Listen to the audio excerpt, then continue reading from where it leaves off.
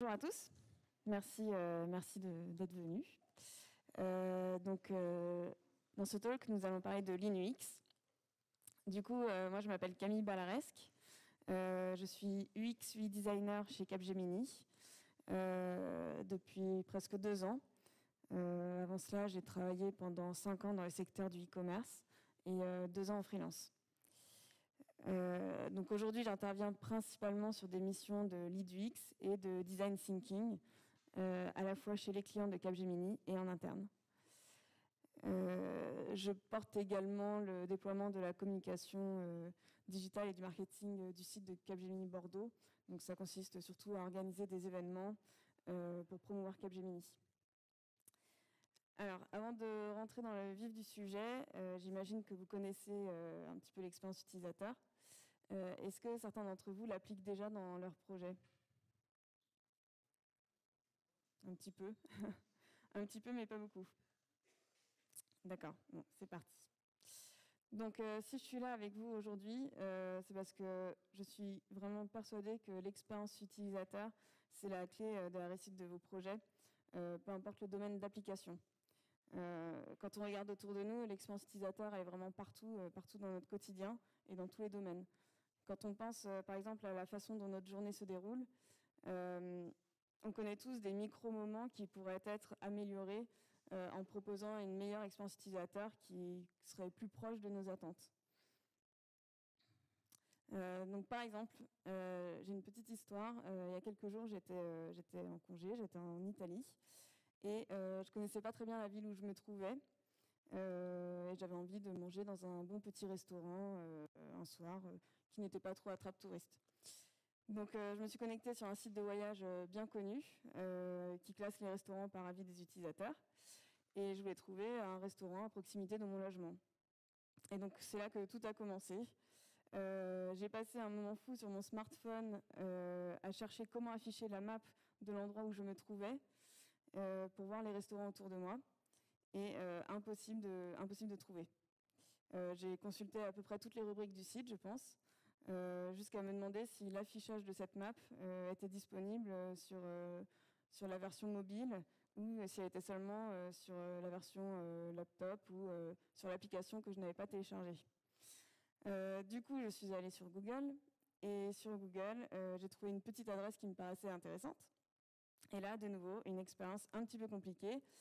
Google m'a fait faire le tour du quartier, des petites rues. Il était complètement perdu. Je ne sais pas si c'était lié à mon réseau ou à la configuration de la map. Mais en tout cas, j'ai fini par laisser tomber mon smartphone et par trouver par moi-même un petit endroit sympathique. Donc tout ça pour vous dire qu'en fait, lorsqu'on est dans une démarche de conception utilisateur, nous sommes juste des humains face à des humains avec une technologie au milieu.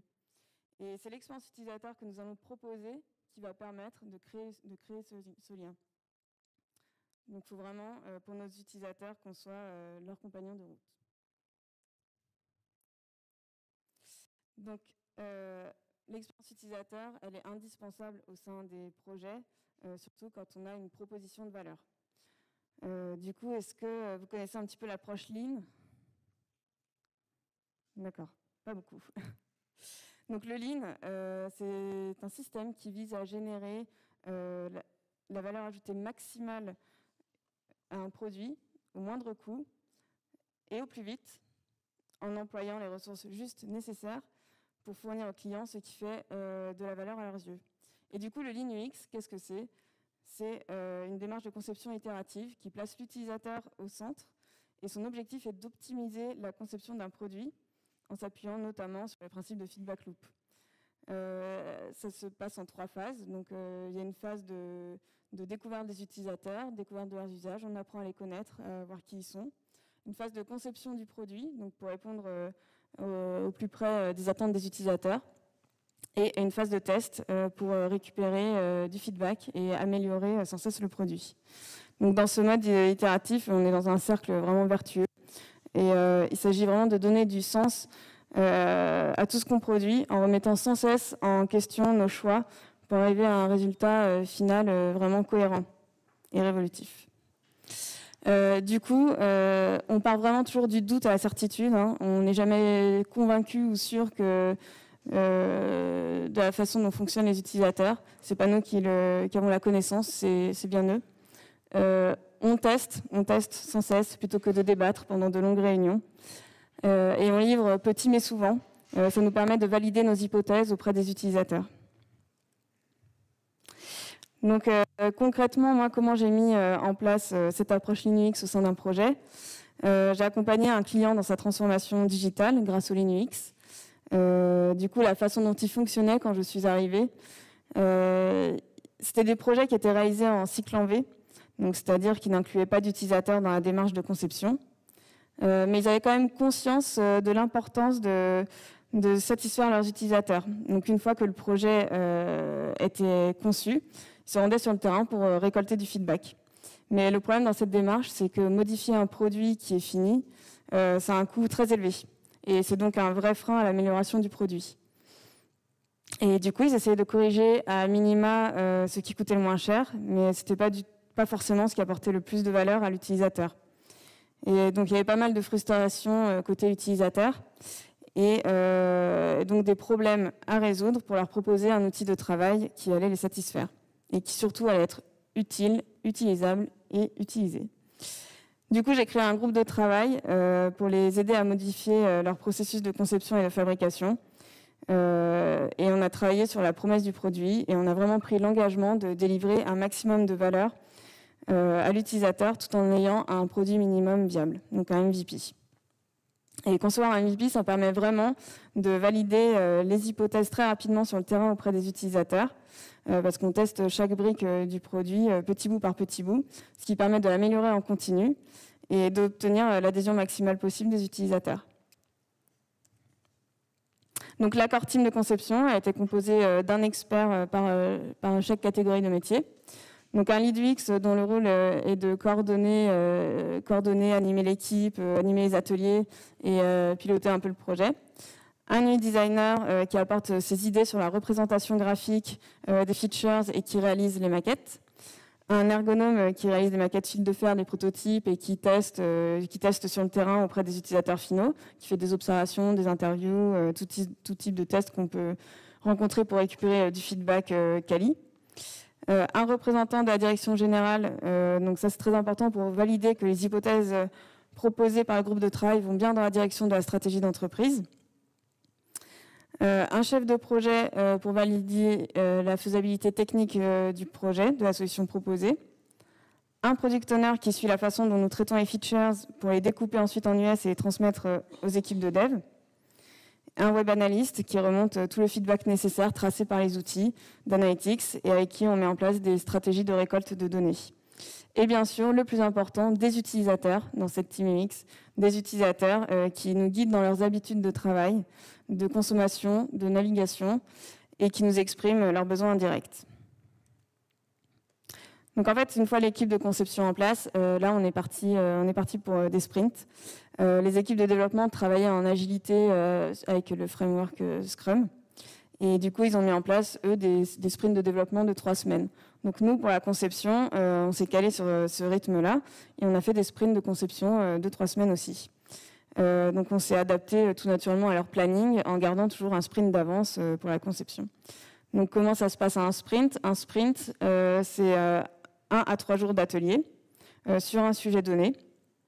Où là, on travaille vraiment avec les utilisateurs sur une fonctionnalité, sur une partie du produit. Et du coup, ça nous permet très rapidement de voir la valeur que la brique fonctionnelle va leur apporter. À l'issue des ateliers, on faisait des maquettes designées, prototypées par un ergonome et designées par un UI designer. Et du coup, ces maquettes, elles partaient très rapidement sur le terrain pour être testées auprès des utilisateurs. Et le fait de pouvoir les tester très rapidement, ça nous a permis de faire des corrections sur les maquettes avant de les intégrer en HTML et de les livrer aux équipes de fabrication.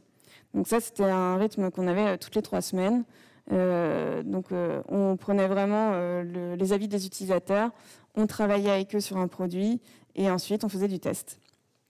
Ce qui est très important, c'est de récolter du feedback, donc en plus de ces sprints-là, tout au long de la conception du produit et du développement. On allait rencontrer les utilisateurs pour les observer, pour avoir des retours d'expérience, pour remonter des données qualitatives. On avait aussi une communauté d'utilisateurs qui nous faisaient des retours très régulièrement et qu'on rencontrait et qui étaient vraiment libres de nous remonter par mail, par tout moyen de contact, tous les feedbacks qu'ils pouvaient avoir, tout ce qu'ils rencontraient comme difficultés et comment on pouvait les aider à résoudre ces difficultés. Et on avait aussi des outils d'analytics donc pour remonter des données quantitatives. Donc les plus vraiment de la mise en place de cette méthode sur le projet, c'est qu'on a une équipe qui est très réactive, qui construit un produit petit bout par petit bout et qui permet de valider des hypothèses très rapidement auprès de tous les utilisateurs. C'est aussi un produit qui est amélioré constamment grâce au feedback des utilisateurs et qui sont remontés via plusieurs canaux. Et c'est un produit fini qui reflète le meilleur compromis possible entre ce que souhaitent les utilisateurs et la stratégie d'entreprise. Et surtout, ce qui est très important, c'est qu'on a des utilisateurs qui sont très satisfaits de l'outil qu'on leur propose, avec des métriques qui sont positives. Donc la belle histoire quand même, c'est qu'au bout de quelques sprints, ce client s'est vraiment rendu compte de la valeur apportée à l'utilisateur et de la réduction des coûts en mettant en place une telle approche dans la conception de ses projets. Et du coup, aujourd'hui, il commence à déployer le Lean UX dans tous ses projets informatiques, tous ses nouveaux projets. Donc l'expérience utilisateur, c'est vraiment la clé de la réussite de vos projets. Elle apporte de la valeur à votre utilisateur final et c'est ça qui fera le succès de votre produit. Donc il faut tout le temps apprendre, créer, tester, améliorer et sans cesse. Et il faut vraiment essayer de se permettre de nous procurer les meilleures expériences possibles dans tous les domaines que nous maîtrisons chacun à notre portée et peut-être que ça nous permettra de changer un petit peu le monde. Voilà.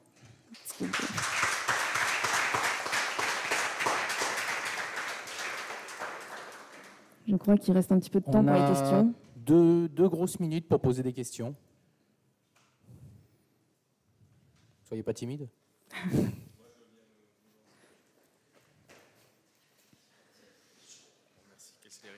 Oui, bonjour. Bonjour. Moi, je fais un petit retour d'expérience.